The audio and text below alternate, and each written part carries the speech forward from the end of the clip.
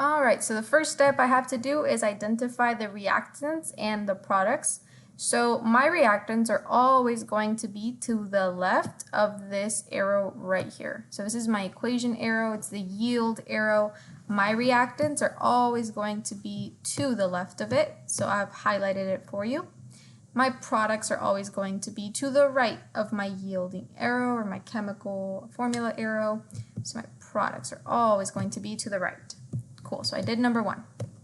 Write down how many atoms there are of each element for both reactants and products. If there is no number after an element, assume it is 1. So my first reactant is sodium, so that's why I have sodium here. There's no number after it, so I'm going to assume it is a 1. So I'm going to say that on my reactant side, there is 1 sodium atom.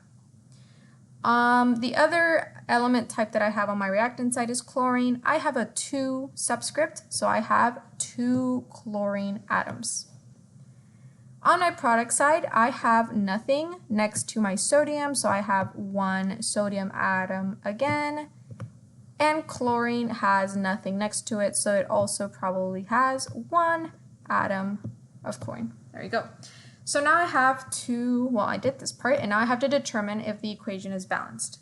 If all the elements, atoms are equal in the reactants and the products, it is balanced. That means that if I have the same number of each atom on both sides, it is balanced. If they have different numbers, the equation is not balanced. So are my sodium atoms balanced? Reactants have 1, products have 1. Yep, yes it is. My sodium is balanced.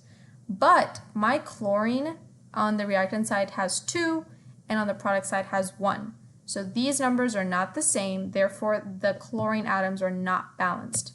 And because only one of the elements is not balanced, this means my whole equation is not balanced, and I have to fix it.